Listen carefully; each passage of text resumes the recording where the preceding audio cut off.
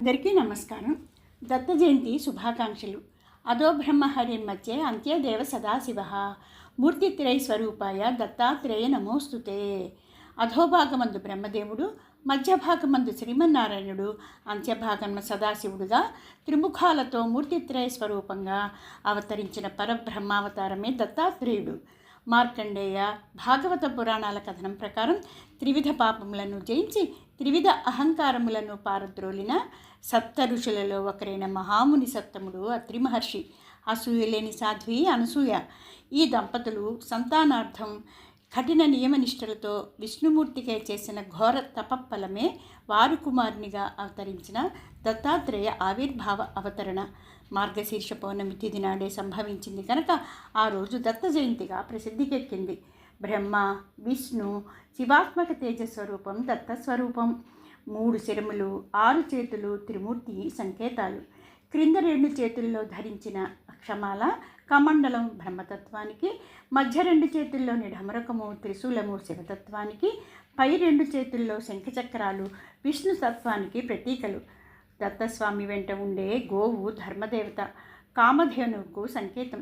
గోవు పొదుగు నుంచి చతుర్విధ పురుషార్థాలనే క్షీరాన్ని దత్తభక్తులకు దత్తాత్రేయుడు అందిస్తారన్నది పురాణ ప్రతీతి.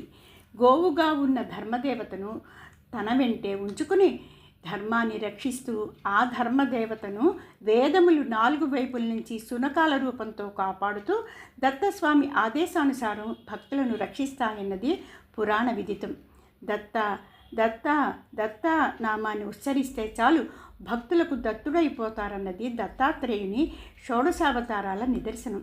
భిన్నత్వంలో ఏకత్వాన్ని దర్శింపచేస్తూ సద్గురువుగా తనను కొలిచే భక్తులకు ఆత్మసమర్పణ చేసుకున్నదే శ్రీ దత్తాత్రేయ తత్వం. నేటికి మిట్ట మధ్యాహ్నం దత్త అంటూ మనసారా పిలిస్తే వారి భిక్షను స్వీకరిస్తారన్నది దత్తభక్తుల అనుభవైక నిదర్శనం. దత్త దత్త ఇదం వాక్యం తారకం సర్వదేహినాం.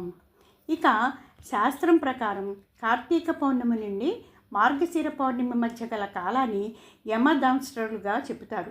ఈ నెల రోజులు యమధర్మరాజు కోరలు తెరుచుకుని ఉంటాడు. మార్గశిర పౌర్ణమితో ఈ కాలం పూర్తవుతుంది. అందువల్ల ఈ పౌర్ణమికి కోరల పౌర్ణమి, నరక పౌర్ణమి అనే పేర్లు కూడా ఉన్నాయి. శునకాలకు దేవుడిచ్చిన వరం వల్ల కాలంలో వచ్చే ప్రమాదాలు పసిగట్టి మనల్ని హెచ్చరిస్తాయి. అందువల్ల ఈ పౌర్ణమికి మినుముతో చేసిన పదార్థాలను వండి శునకాలకు మొక్కలు చేసి ఆహారంగా వేసి వాటిని శాంతింపచేస్తారు.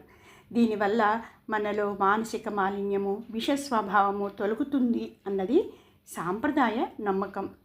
శ్రీ అనఘా సమేత దత్తాత్రేయాయ నమః. కామక్రోధముల నార్గురు దొంగల నరికట్టకయున్నా, కామక్రోధముల నార్గురు దొంగల నరికట్టకయున్నా, చల్లని తండ్రి శ్రీ దత్తదేవుని చరణమే శరణన్నా, చల్లని తండ్రి శ్రీ దత్తదేవుని చరణమే శరణన్నా. శుభం భూయాత్.